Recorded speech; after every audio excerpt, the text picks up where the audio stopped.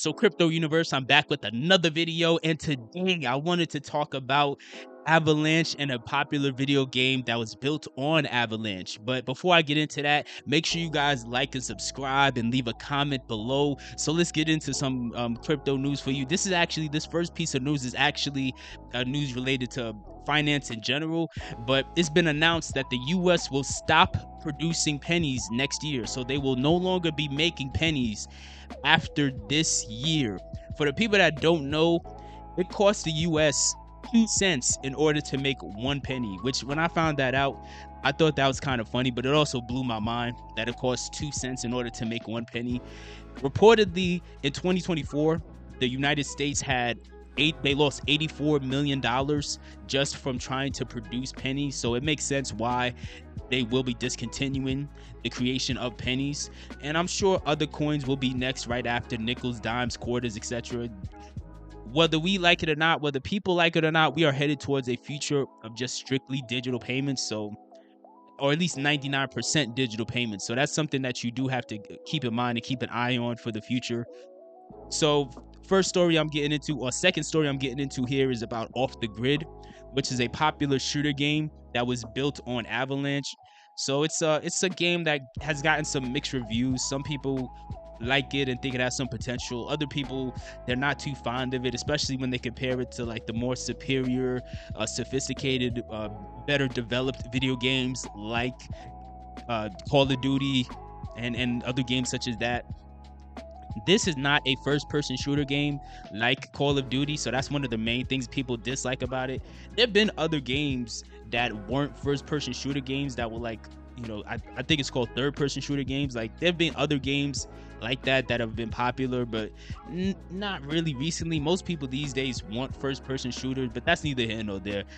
Off the Grid has gained some popularity, and now NFT sales NFT sales affiliated with Off the Grid have taken off. And this is a report here from Decrypt. NFT sales heating up as Avalanche game plots expansion to Steam. Off the Grid items are selling for thousands of dollars as the game is set to expand to Steam. But how will its crypto elements be handled? So Off the Grid is migrating players onto mainnet, enabling items to be traded as NFTs. Some are selling for thousands of dollars.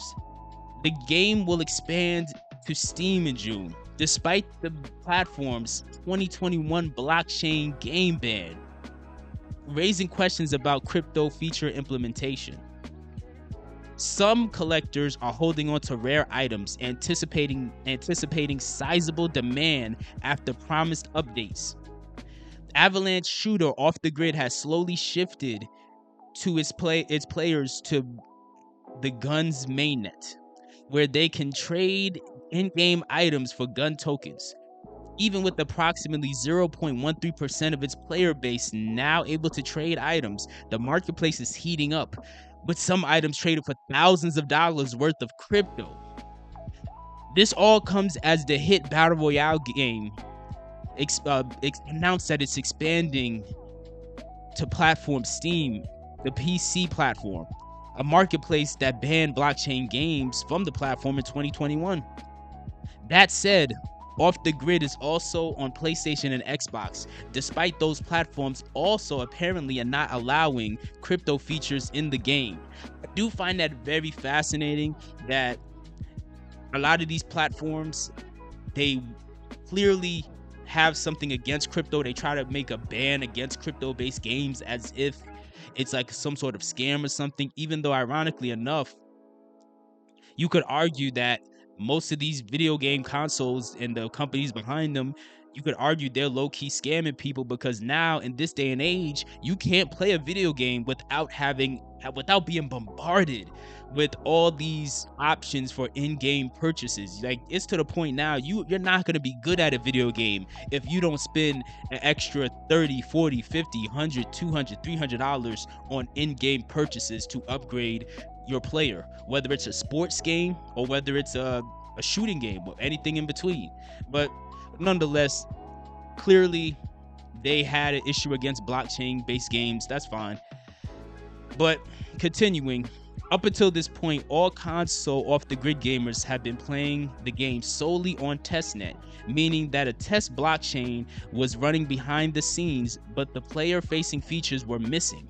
As a result, they can't trade their items on the marketplace for gun tokens, potentially cashing out thousands of dollars for rare guns and more. So even if people don't play the off-the-grid game, I do think this will still be a very big deal for the future of gaming, because when you think about a game like Call of Duty, imagine how much different guns can sell for on Warzone. Like, I can only imagine how much like money people could potentially make from that. I'm stuttering a lot today for some reason, but either way, next story here is another Avalanche related story. It's about the BlackRock and the BlackRock project called BUIDL. I'm assuming it's pronounced BUIDL, kind of like how we say HODL, which is just essentially saying hold, but they switched up build to BUIDL. And the story reads right here: when the world's largest asset puts a liquidity fund on your chain, you just don't applaud, you dig in. Let's break down why BlackRock's BUIDL launch on Avalanche could be a watershed moment for on-chain finance. What is BUIDL? BlackRock USD Institutional Digital Liquidity Fund. So it's an acronym. Tokenized cash, US Treasury bills, and repo agreements. Daily dividends land directly in investors' wallets 24/7, no cutoff windows. Why Avalanche? Sub-second finality, EVM compatibility, low fees, and customizable layer ones check every institutional box, from audibility to scale, without forcing legacy workflows to change. BUIDL's ripple effect. BlackRock now joins Franklin, Templeton, Citi, JP Morgan, KKR, and more, all using Avalanche rails to tokenize real assets. The network is becoming the institutional hub for real-world assets. BUIDL may be the biggest tokenized treasury fund today, but it's only the opening move. So again, despite all the FUD that was put out in previous years saying that this was a fly-by-night industry and things will never be adopted, anything associated with this space will never be adopted, you're seeing JP Morgan, BlackRock, who else did they say? They said Chase, they said everybody you could imagine, KKR, Franklin Templeton. And this is just Avalanche. When you go into any of the big top 20 coins, you're seeing similar partnerships pop up. But either way, let me know what your thoughts are. Are you excited about Avalanche? Are you invested in Avalanche? Do you play the off-the-grid game? Do you think that NFT sales of in-game items such as guns will be the thing of the future that can really make people